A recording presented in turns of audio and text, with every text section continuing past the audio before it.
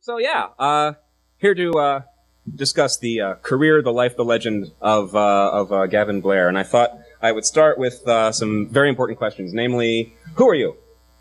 Who am I? Yeah, who are you? You know, for the kids at home. Yeah, for the kids at home. I'm originally an Englishman, currently a Canadian. I was born in the north of England. If anybody's ever seen Billy Elliot or what's the one where they go stripping? What's the movie? Oh, come on, Robert Carlyle, The Full Monty. Yes, The Full Monty. That is the kind of world I grew up in. I moved to London to get a job in visual effects. I wanted to be a film director at that point.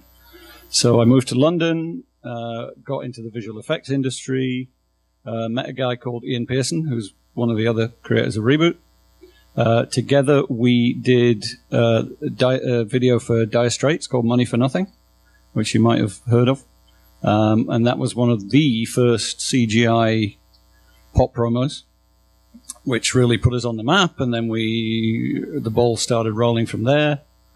We got the idea to do a CG show from doing Dire Straits. That was in 1984.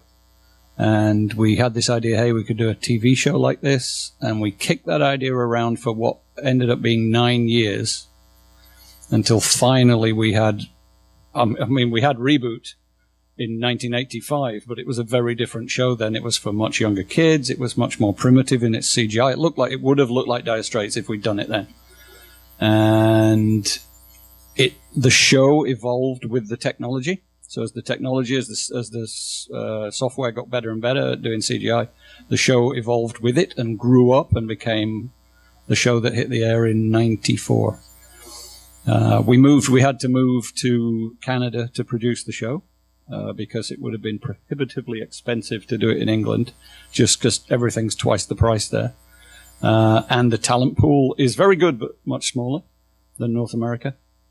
We thought we'd be doing it in LA, but we ended up doing it in Canada because of things like tax breaks and things like that. So, yeah, if you look at the closing credits of Reboot or all the Mainframe shows, they all say, thanks to like the Vancouver film tax incentive program or something. There's a lot of that, yeah. I was looking, Tom sent me a bunch of credits and said, what the hell are these credits? And they were all like, what was that? The Tom McLean Fund or something. Right, and I looked that up, and it's a if you make stuff in Canada, we will subsidize your show and give you money back and things. So God bless them. So, so that's why we did it in Canada, in Vancouver. Reboot. What? Let's get this out of the way real quick. What are your favorite episodes? Which of my children are my favorite children? If terrorists had a gun to one of their heads, which would you?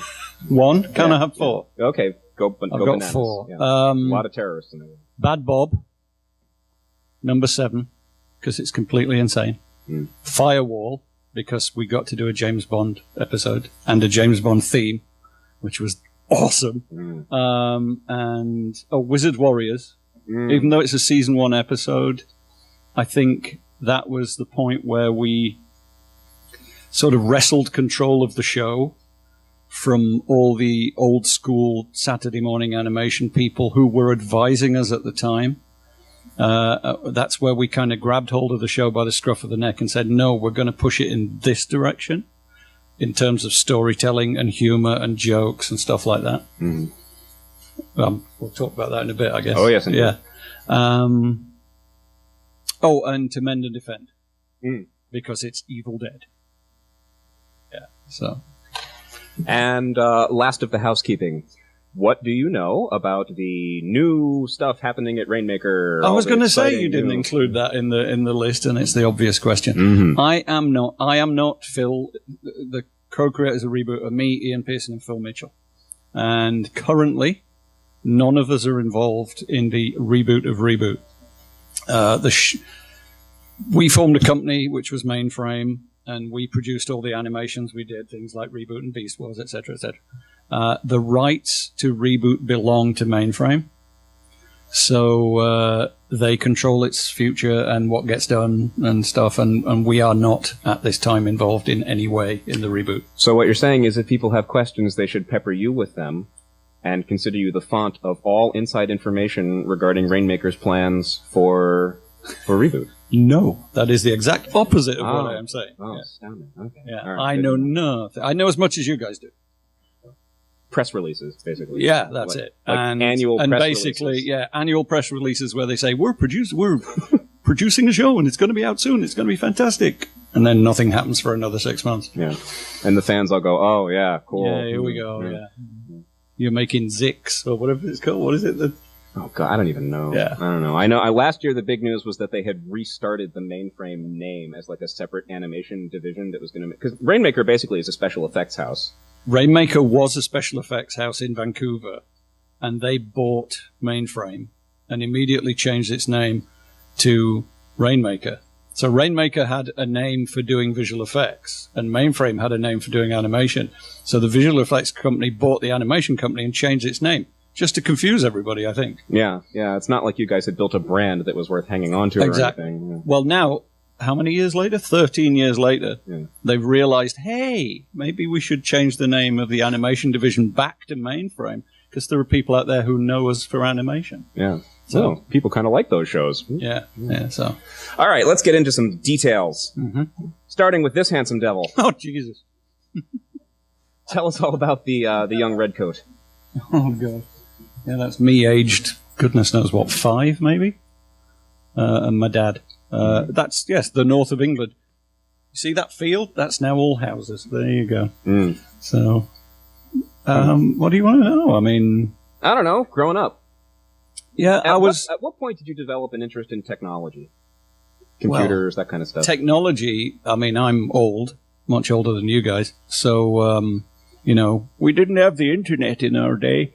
But I was definitely, I think if you use today's terminology on me as a kid, you would have said I was a nerd and a geek and stuff like that. That's hard to believe. Yeah, I didn't have computers and stuff, but I was into all the shows like Star Trek and Thunderbirds they were my 2 big shows when I was very young. And like Joe 90 and stuff like that. I don't know if you know any of those stuff. It's the Super Marionation stuff that came out of England. Mm-hmm. Yes. Oh, good. Ooh, excellent. Godspeed. Yeah. Cool. So, yeah, I was into those kind of shows when I was a kid. Plus, I was a comic reader. So, in England, Marvel reproduced all the original Spider-Mans and Hulks and stuff like that in black and white. Weird shaped comics. They were landscape. Really? With 2 pages on each spread. The English market for like repackaging American pop culture is astounding to me. Yes. Like the delays that can happen, the legal restrictions, the different standards of censorship. It's a totally parallel universe. Yeah. It's like we got it uncensored, but in black and white. Sure. Which I never understood. Well, it's a little bit more refined and dignified. I guess it looks more like serious. Those vulgar Americans with their color. So yeah, I read comics. I watched all the cartoons and stuff like that. When did video games come out? Oh Lord. Yeah, I mean, I was in London working when I think I was saying this to you yesterday when we were at the museum. The little Mac Classic. We used to have them in our edit suites or our animation suites for doing all our shot logging and stuff on this very primitive wired network in the building. But we also had things like Transylvania and Load Runner on the little Macs and Tetris, obviously. Right. And Phil and I would sit there. Because back in the old days, on the primitive animation systems, you had render time. Like you'd animate a shot, which would take you an hour or 2, and then you'd set it to lay it to tape. No digital at that point. It had all our frames had to be recorded from a frame buffer onto not even digital tape, analog tape. So the machine would take like 25 minutes to render a sequence. So you'd be sat there playing Tetris or Load Runner or something while it was doing it. It still does that. Well, but now render times, you're rendering stuff that looks like reality. We were rendering stuff that looked like Dire Straits. And it took 25 minutes to render a sequence. The finished renders for Dire Straits, I assume everybody's at least a little bit familiar with it. I've got it right here. All right. People need to...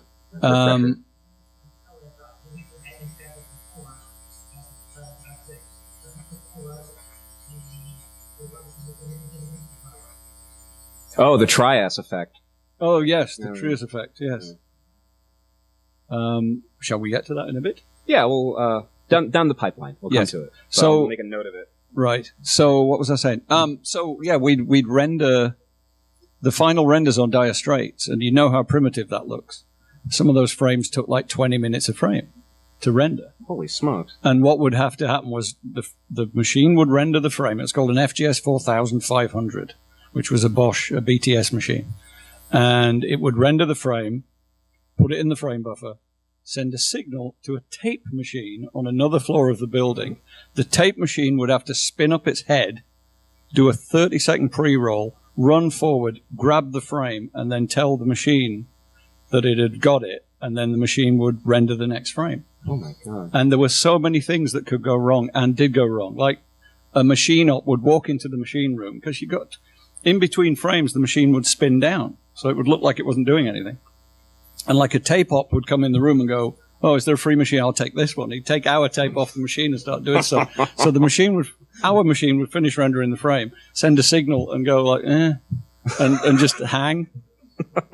And at which point Ian would go up to the machine room and hit somebody around the head and say, "Leave our machine alone." We ended up putting big panels in front of the machine saying, "Do not touch this machine. It is rendering."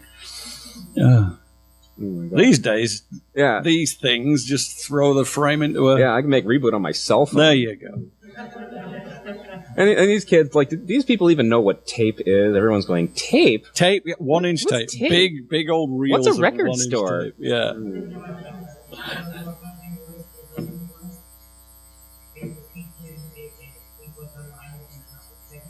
Yes. Yeah. Oh, splicing analog tape. That was when I was coming up in broadcasting school. I was like the last year. Like the people coming up the year after me did not like take a razor blade to tape on a reel-to-reel machine. I was the last one to learn to do that. That's a bygone. It's a lost art because you can do beautiful, beautiful stuff with that, but only if you really know what you're doing. Well, the old Doctor Who's that the BBC recorded, all the really old stuff, the William Hartnell stuff, was recorded on 2-inch tape. Yeah. And those spools were the size of a car wheel and 2 inches thick. Yeah. And that's why a lot of them got deleted, because they just couldn't afford more tape, so they just re-recorded over it. And they used to edit with a razor blade. Really? Those. Yeah. Wow. Those were the days. Crazy. Yeah. Yeah. So, yeah. Oh, come on, man. What are you doing? Well, I just have one question about this, which is it true that you went to a girls' high school? It is. Yeah. How did you swing that? I want to know the secret of how you managed that. There was a shift in English education from, they weren't private schools, they were public schools, but they were definitely segregated. You know, the boys went over here to the technical college, because boys did technical things, and the girls went over here to the girls' high school for ladies kind of thing. And we were just at the right moment in education in England history where it switched over. And what was, until we arrived, a girls' high school, so you got 5 years of girls in this school. And in comes 19 boys. So we had like 500 girls and 19 boys. Right. And it's at that point that you stop thinking of yourself as a nerd, because things become very relative when that gender ratio obtains. Yeah, so that was for my after I graduated. That was like high school and before art college. Was university a huge disappointment after that? It was, yeah, because, there were like 50-50 boys and girls there. That was no good. Yeah, nonsense. Yeah. Nonsense. Yeah. No. I just really wanted to tell that story. Plus, hey, have you guys ever heard of something called the 1970s? Because oh, come on. There that is. It's all coming back, man. I know it. So, skipping ahead a little bit. Tell me, you've already mentioned them, but tell me about these three gentlemen. All right. Ian and I did Dire Straits. And immediately after we finished it, we were getting drunk in the pub because we'd just had three and a half weeks of hell doing Dire Straits. And he said we could do a show like this. And I said, you're crazy and all this kind of stuff. And then we started kicking the idea around. When I was at college with Phil and I met at college. doing animation and television design. And John Grace was our lecturer. Now, he was obviously an older gentleman, and he had, in a previous life, created a stop-frame children's animated show called Portland Bill, with little fuzzy puppets and things, and it was really cute, and it was a little kid show. So he had done it.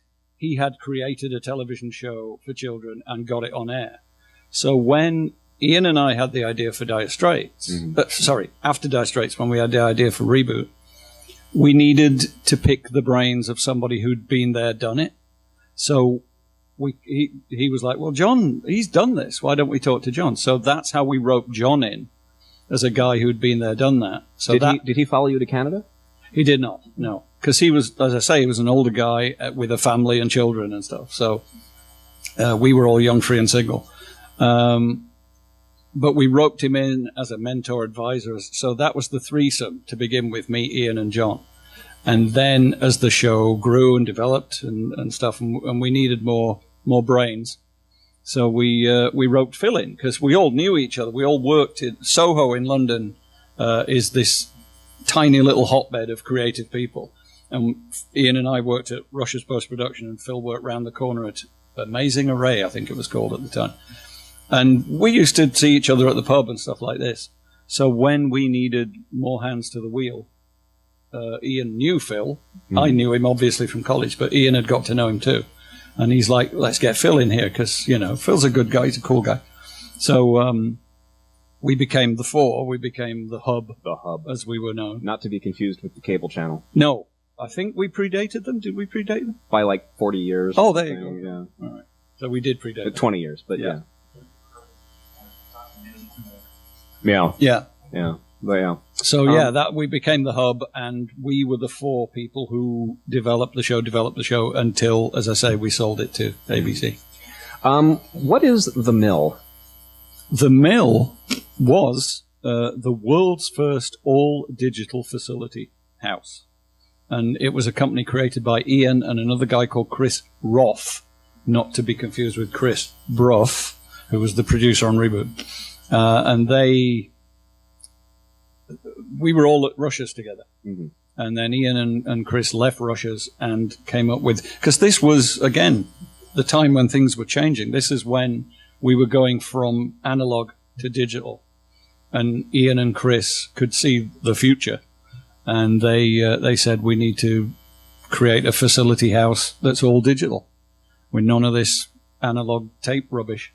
Mm-hmm. So, and they created the Mill. And it was a huge building in the heart of London, and had like 4 or 5 floors, and 5 edit suites, and 3 animation suites, and a telecine, and all kinds of stuff. Mm-hmm.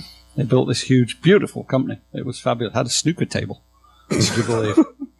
Well, Ian believes that, you know, especially in the facilities game, it's all about image for the clients. The clients are all agency people, advertising people. So it's all about image. So they created this place that was, you could just hang out in and have a coffee in and play a game of snooker in. And the clients loved it. The agencies loved it because they could come in and go, oh, yeah, I'm at the Mill. Yeah, I'm just hanging out at the Mill, kind of thing. And it works. I mean, Ian's a smart guy. He knows how people think. Mm-hmm. Yeah, so that was the Mill. Interesting. And we all worked there, actually. Like me, Ian, Phil, we all worked there. Chris Roth worked there. Owen Hurley, who directed a couple of episodes of Reboot, he worked there. And a lot of Barbie movies. He did, yes, for his sins. Yeah. So while this was going on, you were hatching Reboot. Yes. Basically, we all had day jobs, and in our downtime, free time, spare time, we pushed this ball up this hill that became Reboot, and just developed and developed. Did other people at Russia's know that you were working on this? Yes, and there came a point where we had to be very careful, and at the Mill as well. Because the Mill is a company, it's a going concern. And Ian was a board member of the company. He was a founder of the company. So he could not be seen to be abusing his position. Which he was rampantly. Which he totally was. But there came a point where, to begin with, it was just, oh, those guys and their crazy idea. But then there came a point where it was, this crazy idea is about to take off. And at that point, the other members of the management of the mill were like, you know, if you guys get this show off the ground and start making money with it, maybe we need a piece of that action, because, you know, you sort of developed it within these walls. Using their equipment. And their, you know. So there came a point where Ian went, right, no, everything we do on Reboot now has to be official. We have to pay for the machine time. We can't be seen to be working on Reboot on our own time in company. So, yeah, there was a point where, and at that point, we'd also got a production partner at that point, Limelight.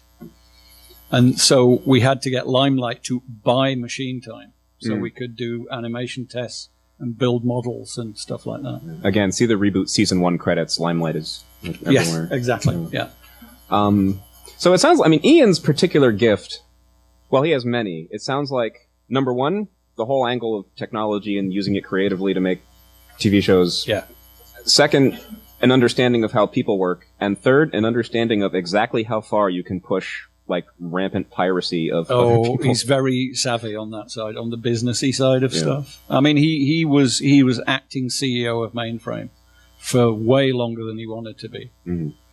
And then we finally found a CEO to take over the position, who then started ripping the company apart. So then Ian had to sack him and become CEO again, and it was horrible. Yeah. So, yeah. There you go. Yeah. Dire Straits. Is there anybody here who hasn't seen this? Doesn't know what this is? Wow, really? Wow. I'm impressed. That's phenomenal. Yeah. This is older than, like, everyone here. Everyone. Yeah. Amazing. Yeah, everyone. Yeah, true. I'm way older than... I am the generation gap. Yeah. That's Harv. That's Harv. I built Harv. Did you? Yeah, I built that model. Oh, well done. Using, on the FGS, when you built models, you could do... It was like a primitive stuff you'd get. No, the laptops these days are better. Yeah. My wristwatch is better. You could build objects by revolving an outline, extruding a shape, you know, like you'd digitize in a shape and stretch it in a dimension. Yeah. Or if you wanted to build something complicated like his head, you had to draw the head on graph paper and assign a coordinate to every point. Oh my God. And then type those coordinates, X, Y, Z, into the computer, and then tell the computer how to join them up. Wow. Yeah, so like front, you know, the top left, this point on his forehead is, you know, X, Y, Z, X, Y, Z, X, Y, Z, X, Y, Z, and then join them up like that, and that's a face. Wow. Yeah, so that's how we had to build the more complicated object. Like define like 7 polygons. Yes, make up in space. In a programming language called ROB, R-O-B, read object, which is what a lot of people confuse where we got Bob from. But not true. Not true at all, no. No, Bob, I've told this story a million times, but Bob, we're all familiar with Blackadder? Yeah. Blackadder 2, there is a sequence where a young girl dresses as a boy, and Blackadder falls for her and says, "What's your name?" And the girl goes, "My name's Bob." And he's like, "Well, Bob." And he does a whole Rowan Atkinson thing with saying the kid's name. And that's when we were creating the characters, we wanted Bob to have a simple, one-syllable, everyman kind of name. And that's why we chose Bob. So you decided to make an amazing computer-generated cartoon because the process of creating this video went so smoothly and yes. So easily. You were like, the future is now. Well, no, like I say, it was 3.5 weeks of hell to do that. And the machine crashed and threw discs and threw boards and got struck by lightning. I swear to God, we got struck by lightning at one point and it blew one of the boards. We had to get the engineer in from Darmstadt in Germany to install a new board. And we had, what was it? A whole 1 megabyte of RAM on board when we did that show. Nice. When we did that thing. So, yeah, it was hell. But it was, talk about being on the bleeding edge of everything. And then it hit, and it was huge, and then we had agencies coming in, one after the other, going, I want my commercial, I want it to be like Dire Straits. So we got like 2.5 years of work just off the back of that video. Meanwhile, Ian's like, we could do a show like this. And I'm like, you're insane. It just nearly killed us. And he's like, no. But as I say, very quickly, because we were talking about this yesterday, technology has rolled on so fast that even between coming up with the idea, let's do a show like this, 2 years later, the technology was so far on. And it now was like, we could do a show like this. This could actually work. We won't go insane. The machines are stable. They don't crash all the time. The disks don't explode. So, Much. So, the fact it took 9 years to develop helped it, I think. Yeah, I can see a fairly clear artistic evolution. So tell me about these two images and the men responsible. The men responsible, both comic book artists, both comic book greats, in my opinion. The drawing on the left is some early pre-production artwork by a guy called Ian Gibson, who was an English comic book artist, who was responsible for things. Do we all know 2000 AD? Yeah, 2000 AD is an English comic book, which had lots of different stuff. It had Judge Dredd in it and things like this. Ian Gibson worked on Judge Dredd. He worked on things like Sam Slade, Robo Hunter, and we were and a series called Halo Jones, The Ballad of Halo Jones, which is one of my favorite comic books ever. And his style, what's interesting about these pictures is his style, as you see it there, was perfect for the state of CG at that time. Because we were always trying to, obviously when we first came up with it, it was going to be boxy like Dire Straits. But then as the technology improved, it's like, no, now we can do curves and maybe a bit of shading and stuff. So Ian's style was very graphic, but also organic. And we loved his work. So we got him to do some design work. And we actually did a whole animation. I don't know if you have that. As a matter of fact, I do. Ah, there you go. Do you want to pop that up now? Yeah, sure. Show the kids. We can zip back and forth. I do. If I were further on the ball. Excuse me. Let's see. I think it's this one.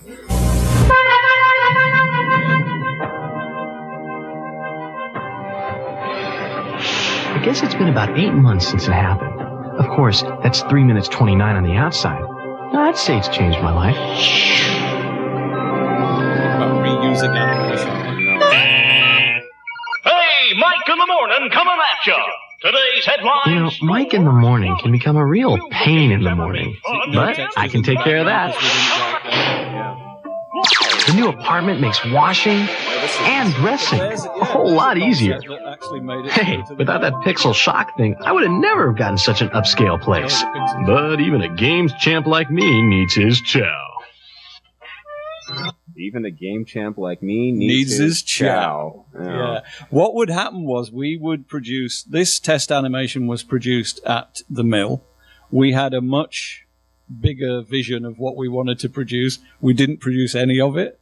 That's why there are like unrendered backgrounds and things in here.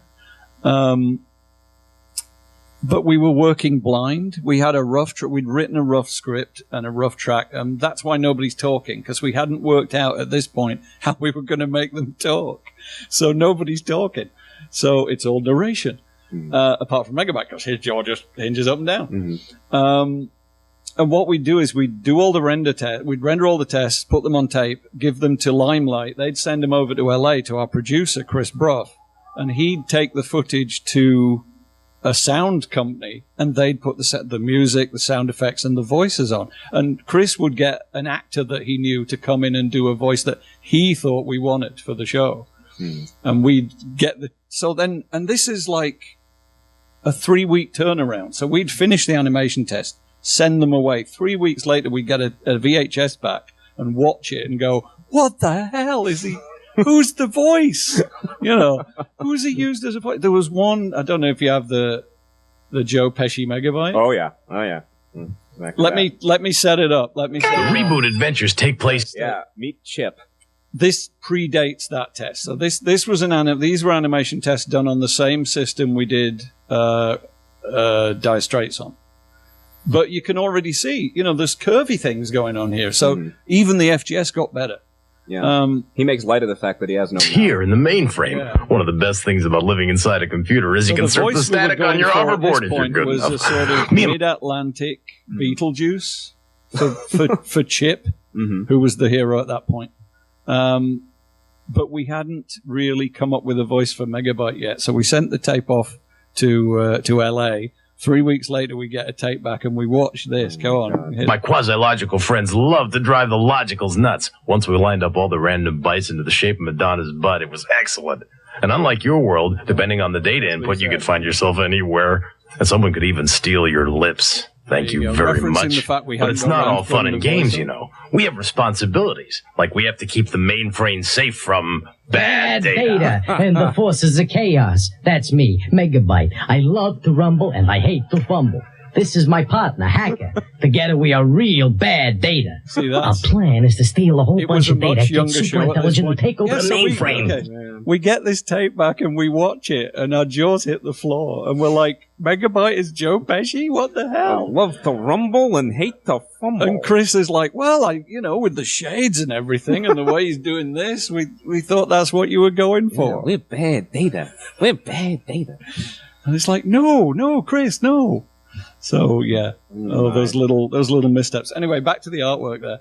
So we used Ian to do a bunch of concept designs in. Have you got a date on that by any chance? Is it like 85, 86 ish? The chip one. This guy, the Ian Gibson stuff. I have absolutely no idea, but it's much more advanced than the chip. It's already way more advanced. Yeah, and the chip says 1990, so this must have been right. Oh goodness me. Things accelerated very quickly towards production. Yeah, I guess so. So we worked with that style for a while, and actually that helped move the show forward. But then when Ian was in LA, which would have been 91, Ian left the mill and basically went, look, if we're ever going to sell this show, I need to be there doing it. So he actually quit his job and moved to LA and slept on Chris Bruff's couch, and worked out of the Limelight offices,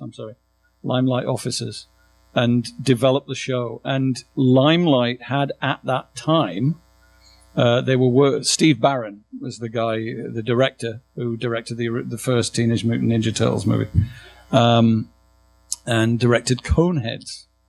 And he was in the middle of directing Coneheads, and he used Brendan McCarthy, who is the artist of the stuff on the right, as a production designer on Coneheads. And he'd actually used him on Teenage Mutant Ninja Turtles as well. And he introduced Ian to Brendan and Brendan to Ian. And they were both working out the Limelight offices. And Ian told Brendan about Reboot and what it was. And Brendan got really excited about it, like he does, because Brendan gets really excited about everything. And he did revamped character designs, which are the character designs you see on screen in season 1 of Reboot. It's amazing how radically he revamped them, though. Like the colors that he chose to employ. Well, Brendan's use of color is legendary. He will use a color palette that nobody would ever conceive of using. I mean, I don't know if you're familiar with any of his comic book work that he's doing now for things like, I can never remember the names of them, but he has these really bizarre comics where he'll put colors together that just don't go together, and it kind of works because it's Brendan. But again, that also is indicative of how much the technology, like when Ian Gibson designed his characters, that was where the technology was at that point. When it got to Brendan working with Ian, we'd kind of got to an all bets are off kind of situation. It's like, no, we can do pretty much anything. We can't have water wobbling around, but we can, in terms of shapes and shininess and shading, we can do pretty much anything. Yeah, and even water. Like, compare season 1 and season 3 of Beast Wars. Right. It's like the last episode of Beast Wars when they're out over the ocean, and you're like, well, that's a credible ocean. That's not a bad ocean for a Saturday morning cartoon. And it was season 1, like the first episode of, when the Axelon crashes and it's on top of a river, and you're like, okay, that's a computer's attempt at a river. All right. That's a flat panel with a texture moving across. I get the drift. Fine. I'm willing to accept the story and move on. But yeah. Oh yeah. Yes, it is. Yeah. Yeah. So yeah, that just shows how the technology was moving so fast. Incredible. Yeah. And Brendan, of course, then went on to design and write Mad Max Fury Road. Did he write it? I knew he designed it. He got like an Oscar nomination. I don't know. Did he win? He worked with George Miller on the story for many, many years. I remember taking a trip to Sydney in 2001-ish. And Brendan was there working with George on storyboards for Fury Road. Holy Moses. George was directing, I think... What would he have been directing back then? I can't remember. Oh, Babe 2. I know. So George Miller was directing... We had lunch, it was great. Very versatile, creative mind. Yeah, I know. So George was working on Babe 2, but in a corner of it, he had this huge open-plan studio, and Brendan had a corner in it. And he was drawing things like in Bad Bob and like in Fury Road even back then. So they were working and developing the story for Fury Road back then. I feel like that actually leads nicely into my next frame, which is all about the exciting relationship you had with the creative masterminds in Hollywood. As I referred to earlier, when we started production, when we sold the show to ABC and we started production on Reboot, we had an awful lot of help from the crowd who made Saturday morning TV. And thought traditional they were awesome animation. At it. Believed themselves to be unsurpassed. Well, to be fair to them, it was a machine. And they all knew their parts within that machine, and they all served their parts within that machine. We were different. Reboot was different. We didn't do it the same way. We didn't tell our stories the same way. There wasn't a single step of the process that was the same as traditional Saturday morning cartoons. It took us half a season to convince everybody of that. And to begin with, we'd say, well, we want to handle the sound recording like this. And they'd go, yeah, that's not how we do it. We do it like this. And we're like, yeah, but that doesn't work for us. We don't need slug sheets. We just need the audio, and we'll put it in the Avid, and then we can cut it in the Avid. And, because the way traditional Saturday morning animation works is they do the voice record, they send it to some guy who gets paid to get these beat sheets, what are called beat sheets, with frame numbers down the side, and go, "Good morning, Bob. How are you?" to give you a frame count for the animation. And we're like, we don't need frame counts. We have an Avid. We put the sound in the Avid. We give it to our animator, and he makes things move to it. We can do that. But they didn't get it because it was totally different from what they were used to. And they thought we were just these three crazy guys from England with a great idea. But yeah, we know how this works, mate. So it took us like 6 or 7 episodes of season 1 to get control of every step of the process. And for them to see it and go, oh yeah, this is different. It's like, yeah, that's what we were trying to tell you. And it was the same with the scripts. The way it would work with script writing is, person A would have an idea. He would sell that idea to the studio. The studio would employ a script editor and the script editor would employ a bunch of writers. And it's like the guy over here who's like, I created the show. Don't you want my ideas? It was, you had to go through the studio to get to the script editor to get to the script writers. So, and it was like, no, we need to talk directly to them.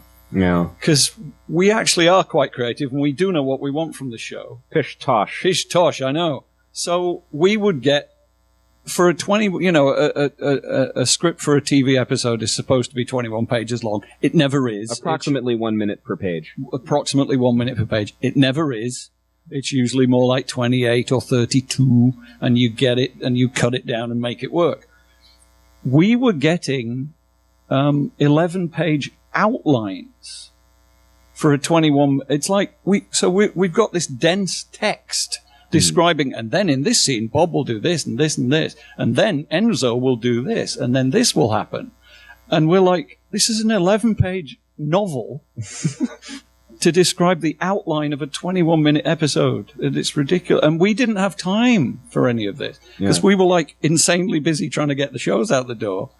And we get like, here's the outline for the next episode. And it's like, I can't be bothered with this. Yeah. So you issued, if you care to read your constructive feedback. Oh, this is Ian. Oh, this is Ian. This is Ian. Yeah, okay. So this is, what is it? When Games Collide outline, dated revised May 27th by X and Y. We feel that this outline is not worth our comments due to the fact that it is so wide of the mark. What we have here are 11 pages of complete rubbish. Better to go back to the previous writer's version, dated May 20th, and our notes on it. So yeah, you've got to bear in mind, we'd already had an outline, and we'd given notes on that outline, and then it had gone away for a month. May, yeah. Yeah, nearly a month. It says September 9th, 1993. Right, it had gone away for a while, and then the outline had come back, and we'd read it, and it bore nothing. It was nothing to do. It's like, we got an outline, we gave notes on the outline. What the hell is this? Another outline, completely different outline. Yeah. Yes, as far as we can tell, this is the third rewrite of this outline. So the script editor had already got those writers to rewrite the outline 3 times before we even saw it.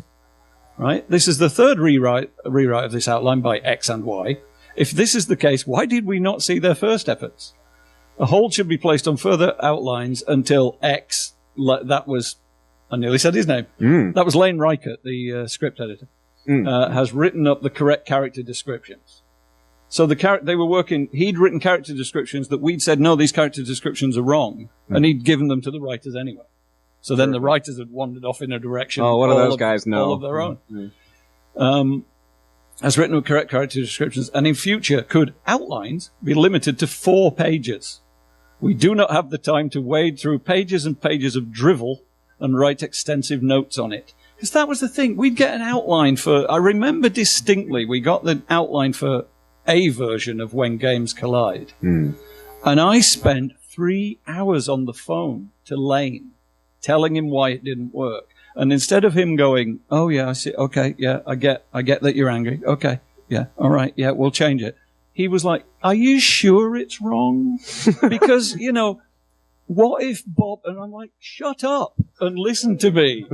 It's wrong. Ian says it's wrong. Phil says it's wrong. I say it's wrong. Change it. Well, yeah, but if we change 3 hours on the phone to this guy, and meanwhile, I'm supposed to be animating a show. Right. So you found like the one like city block in all of America where people are not instantly deferential to a British accent. No, it's true. Yeah, it's true. But eventually we got control. And it was Wizards, Warriors, and a Word from our sponsor that did it. Because what happened on that show, we got a 52-page script. So it's a two-parter. A 52-page script that included elements that we had distinctly told them not to do. Things like animated hedges and vines, wriggly vines that were animated and grabbing the characters and things, which we could not do at that time. Not on a turnaround that we had, because we had to get the shows out the door really quickly. So what we did was we just went, look, we're not going to send this back for more rewrites. We'll just record the whole damn thing, get it in the Avid, and edit it down into something that makes sense. Yeah. And we did. And that's where, are you all familiar with Wizards Warriors? They're going through the levels of a dungeon. And we actually introduced a motif with the 2 gauntlets going, ka-ching, level 4, ka-ching, level 8, ka-ching, level 24. And that was a way of hacking up the bits of the script that we liked. They wrote every single level? They wrote, they wrote everything. Yeah. And the stuff they wrote was awful. So, and we were pulling in lines from other shows of Bob saying, I don't think so, and stuff like that, to fill in, to patch over the cracks between the different levels. And that's why you have those little funny vignettes. Just this constant montage of increasingly insane. It slices, it dices, it julienne fries. The chopped up carrots and things like that. And the bit where they're just standing on that little podium. Yeah, and because we were doing that, we didn't have explained how they got in and how they got out. And when we did it, and we sent it to ABC, I think Ian got a call from Jenny Trias, who was the head of ABC at the time, saying, this is amazing. This is the best thing I've ever seen. Because it was funny, and it was off the wall, and it was insane, and it was entertaining. Yeah. And it had nothing to do with the script. So at that point, I think a directive was issued saying, start listening to the guys in Vancouver when it comes to the scripts. Yeah, yeah. I mean, the thing about that episode, There's so much to say about it, but I think the thing that grabs me is that it's one of those perfect parodies where it's dead on to people who know about these kind of games. Yeah. But if you've never played one in your life, you still pretty much have the gist. Yeah. And so every time... That was our homage to... I was talking about this yesterday. That game was basically our homage to Dungeon Master. Yeah. Yeah. And which I used to play on my Atari ST. And it's super. I mean, I was 11 years old. I had never really... I mean, I was a dork, so I had friends who kind of... I knew the drift of the genre, but I'd never actually played a game like that. But you just level after... Oh, level 45. Here's the carrots with the swords, and, and the fire-breathing skeleton. And Dot has to say, oh, of course it breathes fire, too. Oh, that was another good one, right? So we've got these scenes with animated hedges and vines that we didn't want and couldn't do. But then we had the scene where they're riding on the back of the flaming Scultipede. And Enzo says, oh my god, this dungeon's been insane with the battle carrots and the this and the that and the other. None of those things were in the script. Mm-hmm. The battle carrots were mentioned by Enzo in dialogue. You never saw them in the script. So immediately Ian went, no, we're going to see the goddamn battle carrots. Enzo's talking about battle carrots. I want to see battle carrots. But I think the thing that it brings to mind is just the idea that, I mean, in the 80s, that was kind of the end of the dark age of animation. It was right before they figured out they could outsource it to Korea and Japan. And so everything was done in dialogue because they didn't have the money to, draw character models and to animate anything. Whereas you guys were all about visual storytelling. Exactly. We were visual storytellers. We were all about action and animation because we were all animators. Yeah. These writers were all about dialogue. Because you had the technology to do it, and they grew up they cut their teeth in an animation environment where there was filmation. Yes, there was no money to do anything. Where they would keep the characters standing still and talking. Yeah, and barely. And it's like a two-frame slideshow of a mouth going up and down. Here's a guy, cut, dialogue.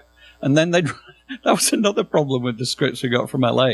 They'd have a 5-page dialogue scene in the diner. Bob and Dot sitting in the diner talking for 5 pages. That's, in theory, 5 minutes of screen time. And then it would say, there is a huge dogfight. And it's like, what? They couldn't write action. They didn't write action. They'd say, Bob and Dot reboot in a game and they're in jet fighters. There is a huge dogfight. That much on the page. And it's like, I'm sorry, we got 5 pages. So we got 5 pages of dialogue, and then there is a dogfight, and we have to come up with that. You're not even going to try and give us any ideas for right. Bob shoots his way through an asteroid. Cool dogfight. Dot gets behind him. So all that stuff. Yeah, Bob We've shooting lost his way. Alpha 4. Yeah, we came up with that. Shooting his way through blowing his way through, and then the thing with all the guns. Mm-hmm. That's not in the script at all. I don't think so. Oh my goodness. And Dot becoming Death with the skull superimposed, and that was all us. Mm-hmm. All of it. Yeah. I mean, I feel like it was just breaking open that period. I mean, the 90s was awesome, but I feel like it's largely because people like you came along who were like, show them. Well, that's the thing. It takes one person to come along and do it, and then all the other creative people can go, hey, you mean we can do that too? Mm-hmm. Let's do it. So. Yeah. Amazing. What are these? What are these? The War Planets toys. Yeah, from your good friends at Trendmasters. Trendmasters. Yeah. You've skipped over... oh, sorry. Okay, so one day... All right, go ahead. How did Beast Wars happen? Well, no, that was the thing. Beast Wars, after we did Reboot, and Reboot hit the air, and everybody was very excited and suddenly went, hey, we should listen to these guys. They know what they're talking about. Oh, one question about that, actually. Go ahead. So, children's TV by the 80s was entirely about toy sales. But entirely. Right. Hasbro would be like, we've got this thing called Transformers from Japan. What do you think? I did not know that at the time. I know that now, yes. So, I picture you guys going into ABC's offices and, doing your whole thing with, I love to rumble and hate to fumble. You get through the whole pitch. And then the ABC guy's just sitting behind his desk going, who makes your toys? What company do you represent? I was not there. I do not know. I don't think that happened with Reboot. Mm-hmm. I could be wrong. Because so many of those shows were, toy lines that were pre-made, and then, they'd hire, some. No, I honestly believe with Reboot, Jenny Trias was a very smart, a deadly smart woman, mm-hmm. And a bit of a visionary. And I think when she saw the tests for Reboot, she wasn't thinking about toys. She was thinking, I am going to change television if I put this on air. Mm-hmm. And if they take this to another network and they put it on air, they're going to change television. And I want to be the one who changes TV. So I honestly believe that her and Ian, very similar, visionary people. I think she clapped one eye on the animation test and went, this is new, this is different, there is nothing like this, I want it to be mine. Mm-hmm. And it had nothing to do with toys. Reboot.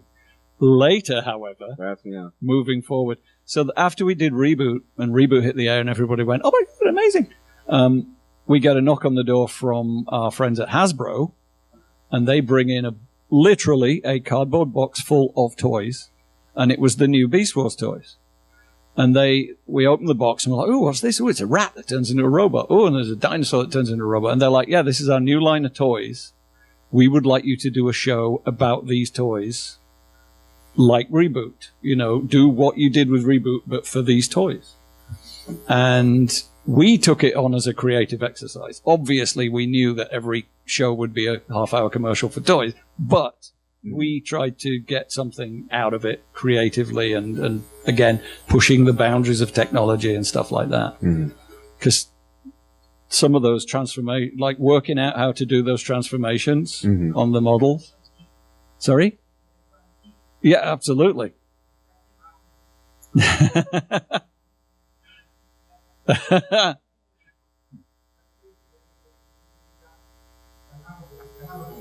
Oh God! Man! I forgot about the whole. Oh yeah, Silver Monkey. Transmetal Optimus Primal. Yes, to split a monkey open and have a robot come out of it in a nice way, but not an ugly, horrific way. Terrible anime. It's like.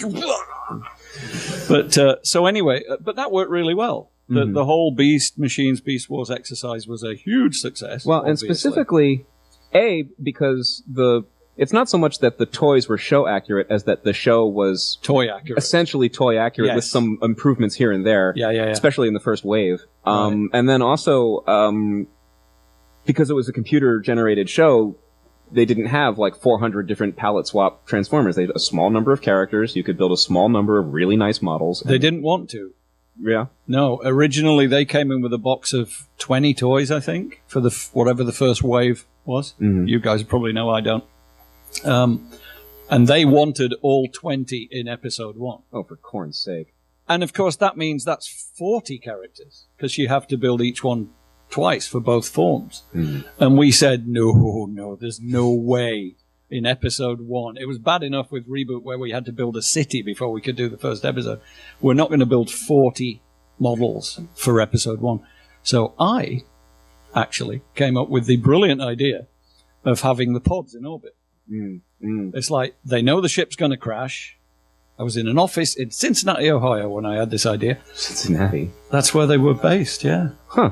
Yeah, at the time. Of all places? Yeah, I know. Okay. So we're sitting in the office and I'm like, no. They know the ship's going to crash. They've got these pods which are basically transformers in utero kind of thing. Exactly. Protoforms. They know they're going to crash. They want to preserve them. They eject them before they crash. So they're in orbit.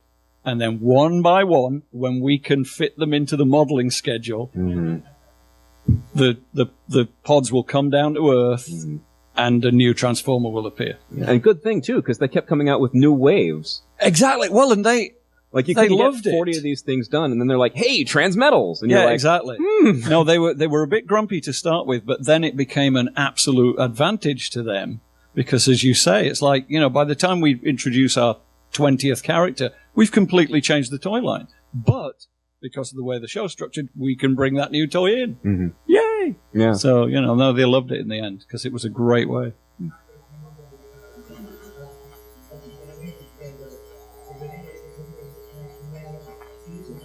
Yep.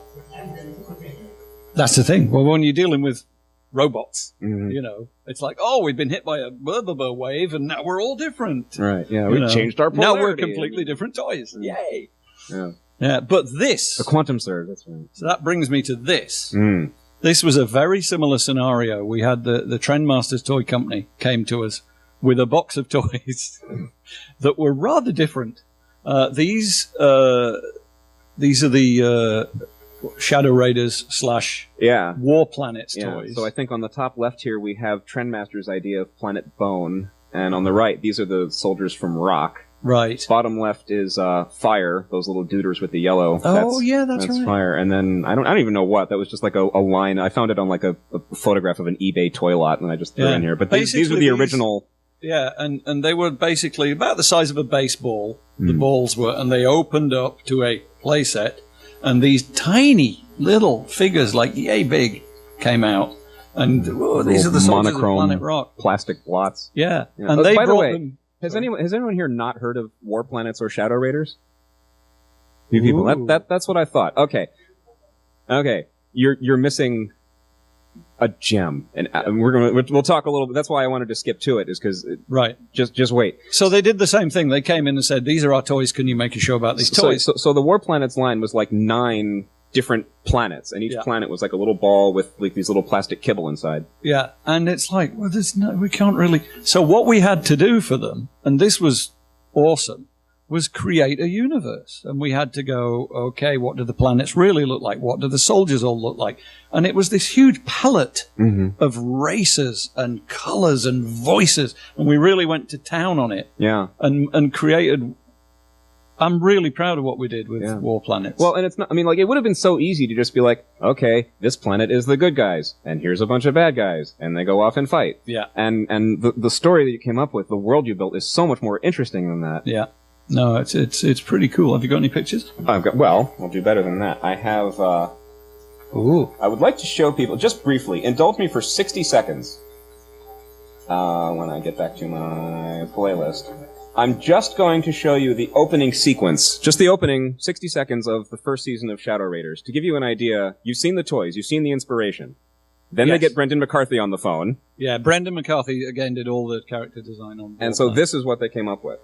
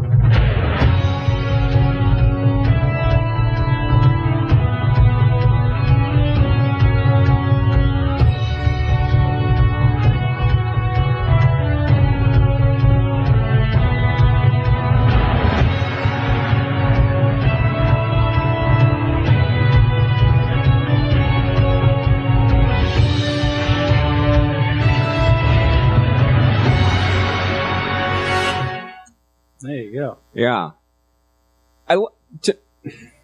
60 seconds. More visual invention and creativity in those 60 seconds than in other franchises that have lasted for 20 years. You really like War Planets, don't you? Well, I love the inspiration that went into it. I happen to like the show as well, but more than that, I mean, you started off with these little monochrome tiny little plastic blots, and not just, coming up with some memorable characters, but this whole universe. Mm-hmm. So the general thrust of the show, there's a giant evil beast planet out there that's eating other planets. And there's a whole system of all these different little worlds, like rock and fire and ice, and they all hate each other. And they're just constantly at war with each other over each other, resources or whatever.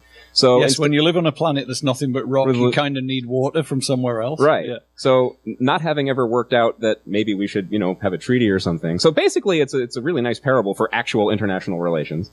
So the name of the game was not so much we have good guys, they have to go fight the bad guys. It's we have several different sets of planets who are all basically jerks. Mm. And there's like one guy who's like, we're all going to die if we don't figure out how to come together. So it's only 26 episodes, but it's about building an alliance of very mutually hostile worlds who all just, they're all kind of one-note planets and they all just can't stand each other. Just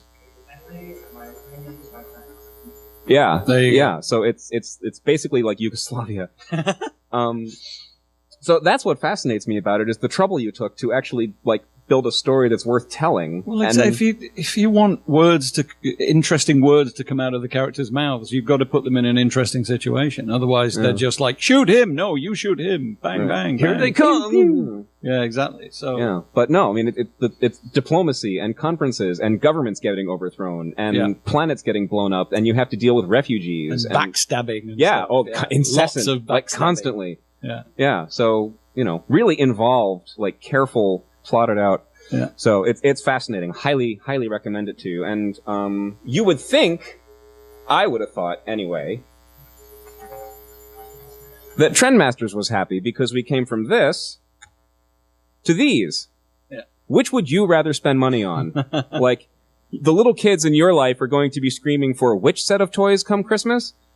And they did so well. People loved the toys were gorgeous. Because what we were doing here, and we did it with Reboot 2, we did it with... it sort of went full circle. We did it with Beast Wars too. Mm-hmm. We could, when we had the 3D data from the computers, we could give it to the toy companies and they could make toys that were exactly the same as the figures from the show. So they took our data and made these toys. And they sold like hotcakes. People loved them. Yeah. And then, I've got to be careful what I say here, but let's just say that Mr. Trendmasters is known to be a bit of a wild and crazy guy. Somewhat erratic. Yeah. And then one day, he just walked in to a meeting. We'd finished... Did we do 2 seasons? 2 seasons. We finished the second season. It was airing great. People loved it. The ratings were good. The toys were selling. Which is, if you're making a TV show, that's your dream, for goodness sake. And Mr. Trendmasters walks in and goes, yeah, I don't want to do this anymore, and just walked out. And we were like, this is insane. We've got a hit show. It is literally a hit show with toys that are selling off the shelves. And he just sort of went, yeah, and walked out. It's like, I'll never understand that. And he took the rights to the characters with him. Yeah, exactly. And that's the thing. Trendmasters owns the rights to the characters, so it's not like we could do it without him. So that was the end of the show. Yeah.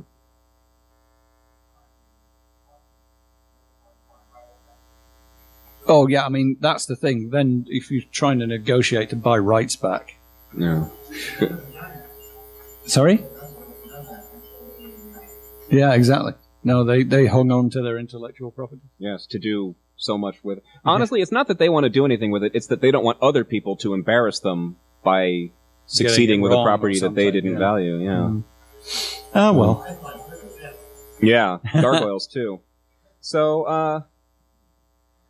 I feel like we're sort of coming up on the end of the panel, but real quick, I feel like Shadow Raiders was, those 3 shows, Reboot, Beast Wars, Shadow Raiders, were like the golden age of Mainframe. Yeah. And then after that, it tended to be a lot less original properties and more toy line type stuff.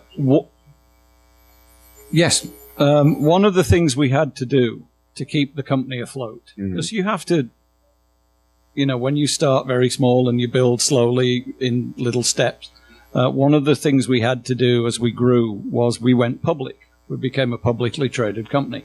Now, we did that. We didn't want to do that, but we had to do that to raise capital for our expansion and to do things like Reboot Season 3. So it was a necessary evil.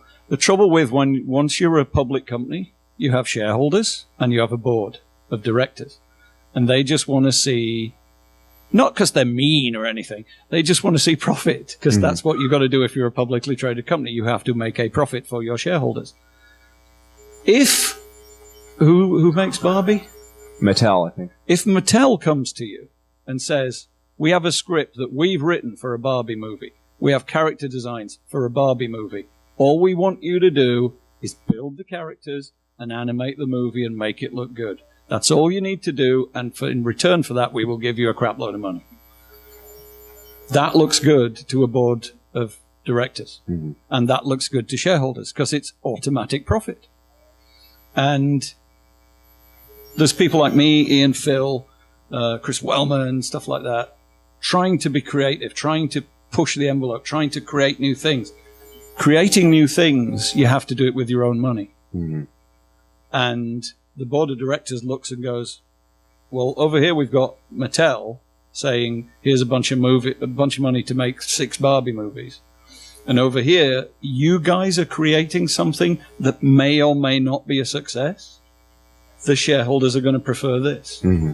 So what happened was the great ship Mainframe, I always describe it like a ship, and we're trying to steer it in this direction, and the board are trying to steer it in that direction. And eventually they won because money talks. Yeah. And me, Ian, Phil, we got increasingly frustrated with not being able to be creative, because we didn't just want to make widgets for a living. We wanted to do Reboot and Shadow Raiders and Weirdos and things like that. We wanted to push the envelope creatively, because that's what we do. And the board just, I'm massively oversimplifying here, but the board just needed the ship steering in this direction, making money for the shareholders. And that's what happened. We left, they took the ship. They did what they did. They did a lot of work for hire, Spider-Man and stuff like that. And, you know, to a degree, even the Beast Wars stuff was work for hire, but at least we collaborated with the toy people to create a better show. Yeah. It wasn't just, there's the script, there's the designs, you just make the widgets. So, we are strictly out of time, but since I run the panel rooms, I'm going to make an exception for myself because I am capricious. Is it fair? No. Welcome to MAGFest. But I want to, just before we go, comments on a couple of things. First of all, this general theme of the collaboration between artists on the one hand and finance business guys on the other. Do you have any thoughts on what's the appropriate relationship? Like, how do you cultivate at a company the right relationship between the bean counters who facilitate, like, you need them to do what you do, but the artists are the point? Like, how do you work that out? Or is it just luck? It's people. You've got to find that, like I say, we collaborated with the Hasbro guys creatively. They didn't just give us ultimatums and say, we need you to build this toy. They actually saw what we did, liked what we did, tweaked the toys, tweaked the creative. We did it together. It was a collaboration. And you need the right people in charge. You need the right people at the top of the tree to make that happen. And it's the same in Hollywood. You've got to find the right people. There are people who just want to churn it out, and then there are people who want to collaborate and get stuff done. Make something. And make have an something epitaph cool. at the end. Like Jenny Trias. Jenny Trias was a visionary who saw something come across her desk and went, this is new, this is different. I am going to work with these guys to make history. And we did. In our own little way, we made history. Yeah, well, more than And little. that was because of Jenny Trias. If it had been a different person sitting across that desk, would it have happened? Maybe not. You know? Speaking of history, you'll notice that if I enter Mainframe into Wikipedia, it redirects me to Rainmaker Entertainment, joyfully enough. Yeah. Which is bad enough, but actually the thing I wanted to call your attention to is this. Rainmaker Entertainment is also best known for the music video for Dire Straits' Money for Nothing. Yeah. So if one of our public editors at Wikipedia wants to get on that, I figured I would... That's very naughty. Yes, indeed. Yes. So. I mean, the fact that the Dire Straits' Money for Nothing video was produced in 1984 and Mainframe didn't exist until 1995, 96? Something like that. Yeah, it's not... In the Reboot Season 1 closing credits, like... There's something called SFX Mainframe did some post-production work on Reboot, but the company didn't exist at that point. Well, SFX Mainframe was... I looked that one up. Oh. Or in my mind library, I looked that one up. What happened was we had a bunch of guys who did all the sound effects on the shows. And they worked in the office. But they were like 6 guys with 3 suites of equipment who did work on all our shows, and they had to bill the company for their time.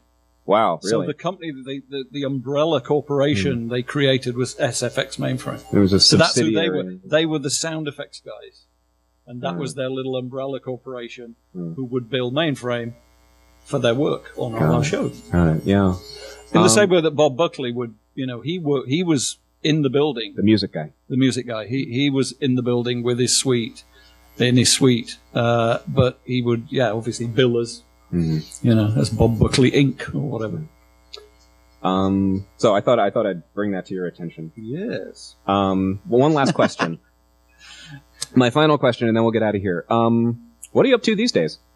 These days, I left Mainframe in 2002, so did Ian, so did Phil was a bit after us. I've been working ever since with Ian on various projects, none of which have come to fruition yet, because you would have heard of them otherwise. We've written a couple of feature films and stuff that haven't got off the ground, but we still live in hope. Most recent, we've built a deck.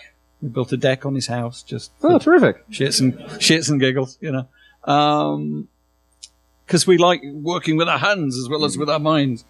A lot of computer animators are also actual carpenters. Well, that's the thing. Ian's very good at, and me, I guess, we're very good at thinking in 3D. So it's like you look at it,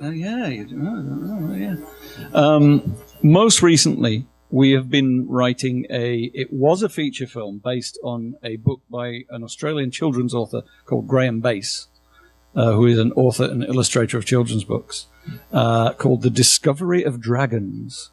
And we started out, he came to us and said, "Hey, mate, you want to write a movie based on my book?" So, because he's a mate of ours. And so we came up with an idea for a screenplay for a movie. We worked on it for years, for years. And we couldn't get everything in it that we wanted to get in it. We had all these great ideas, and we couldn't fit them into 90 to 120 minutes.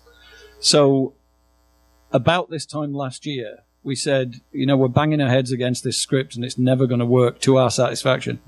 So let's turn it into like a 10-part Amazon / Netflix / whatever series, mini limited series. So that's what we're doing. We're writing I'm actually writing episode 4 as we speak. Not as we speak, but you know. We've turned it into a 10-part epic series. It's not animated, it's live action with lots of visual effects and huge budgets and things. Very cool. Lots of dragons. Does it have Discovery of Dragons? Have you seen the book? Yeah, it's a beautiful book. I mean, Graham's a great illustrator. He's really good.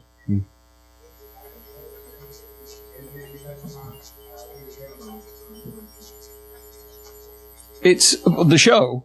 Well, the show will be available when we finish writing it and we sell it to a network. At the moment, it's just a crazy idea that Ian and I have. So you're thinking what, like next month, 2 months? Yeah. We're hoping to start approaching people seriously later this year. Basically, we're at the point where we've got the whole thing, the whole 10 episodes planned. Very soon we'll have like 5 full scripts and 5 outlines, and at that point we might start shopping it around. Very cool. So well, I look forward to the day when I can once again see your name in lights. But in the meantime, ladies and gentlemen, Gavin Blair, thank you very much. Thank you. And we can go hang out outside, or you'll be just kind of around the convention. Oh yeah, I'm going to be around all weekend. So people should like hound you and try and get like pieces of your clothing and stuff. Come and say hi. Yeah. Very cool. Thanks very much. Yes, thank you.